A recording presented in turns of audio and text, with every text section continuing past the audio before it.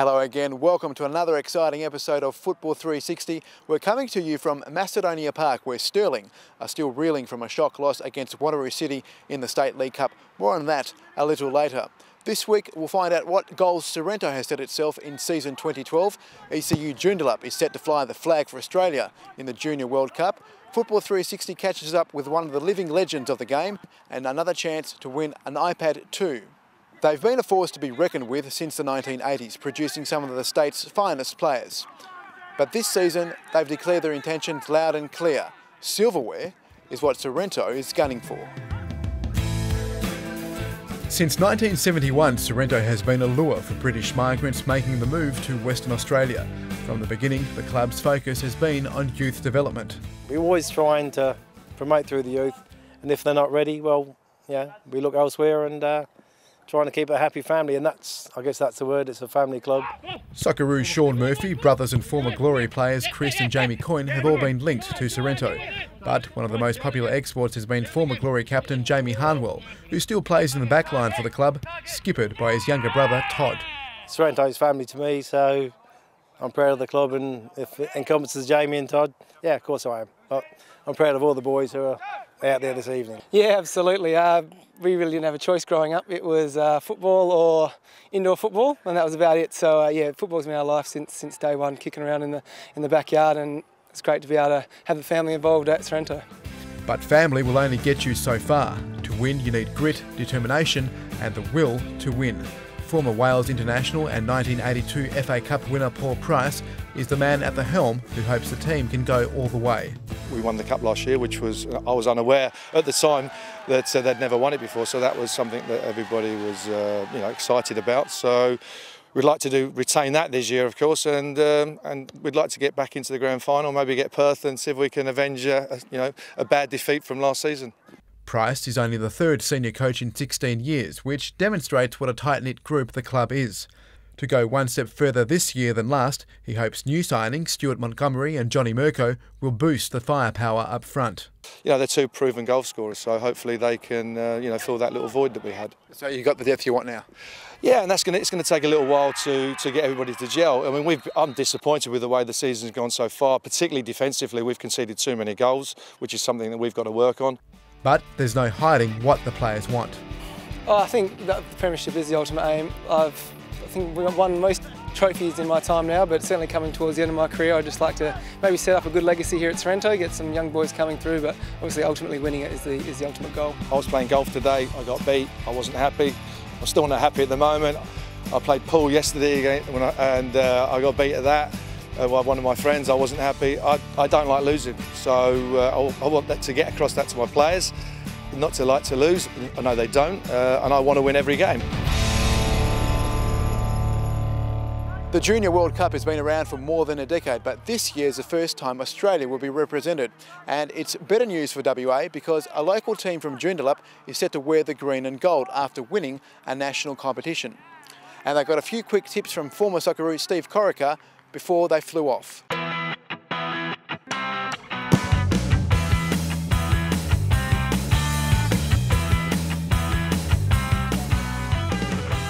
Australia proud as well. Worked very hard over there, and hopefully we can win a few games and maybe we can win the World Cup. You never know. We play a very basic 4-4-2. We try and get our players wide when we've got the ball. Obviously it's very basic, and when they've got the ball we try and be very compact in defence and make them come into the middle. No, I won't be doing any schoolwork while I'm over there. Teacher said I can catch up when I get back. We're like only, 12, 13 and playing over in Poland representing our country is like, no one else really does that, and we'll just remember it for like ever, really. We've been like preparing for Poland by doing 3 sessions a week plus the game. We all love football and it's just our lives.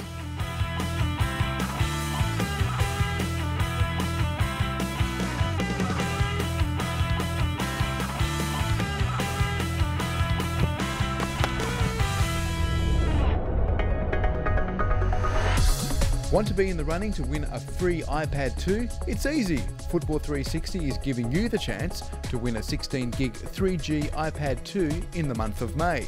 All you need to do is answer our weekly trivia questions. This week we're asking, in episode 4, Football 360 profiled which state league coach?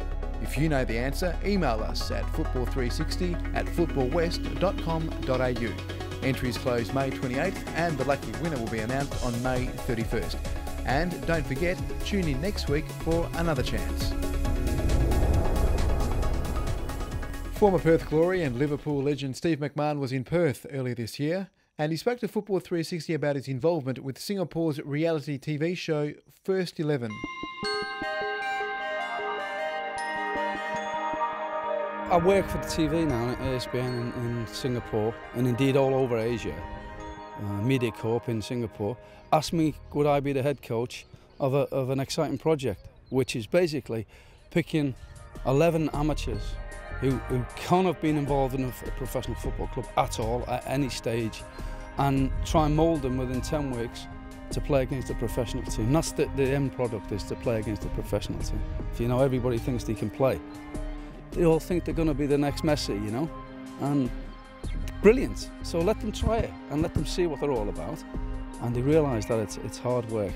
Well, initially we had 4 different stations, which included dribbling, passing, shooting, and the fitness test.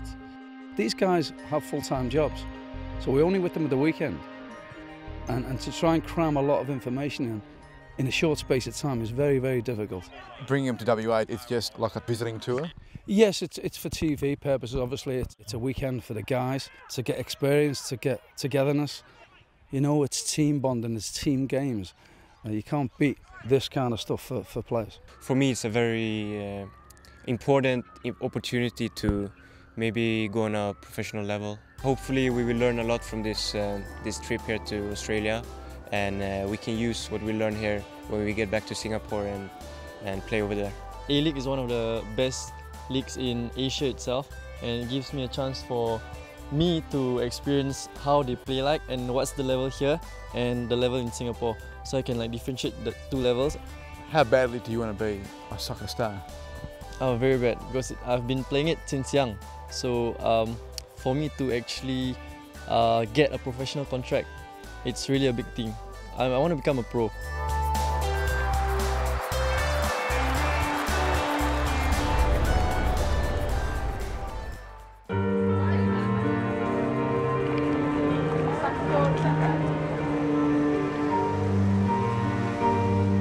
Addiction starts with a choice.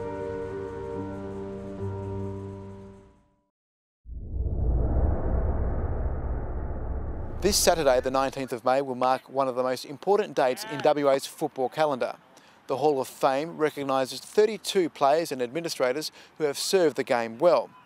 Football 360 caught up with former Socceroo and Hall of Fame legend Gary Marocchi and asked him what it meant to be in the Hall of Fame. Oh, it's certainly an honour, and obviously recognition of my contribution to the sport, and I'll continue to contribute as much as I can, and hopefully you know, that it inspires others to do well, and you know, you will get remembered when I get into that, you know, that wooden box down the track. You know, someone will probably still remember it in 100 years' time, so who knows. I remember the night and I actually had tears, you know, and I sort of welled up a little bit, so that says it all for someone like me, just to be recognised by the guys. I mean, I grew up here, came here when I was 8, played all my soccer right throughout the state, so to actually be inducted into the Hall of Fame and then the champions and the legends, unbelievable. So it's something I'll take to the grave with me, and some of the kids now look at and they're quite proud of, so I love it, and you know, just hope that a few more boys get there as well. We're coming to you from Macedonia Park, where Stirling are still licking their wounds after a shock loss to Wanneroo City in the second round of the State League Cup. But it wasn't the only upset. Let's have a look at some of the other results.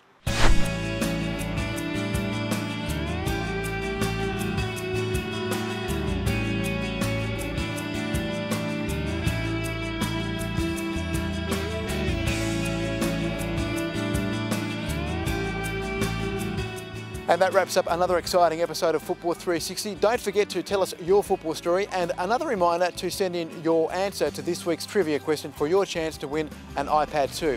We'll see you again next week. Until then, bye for now.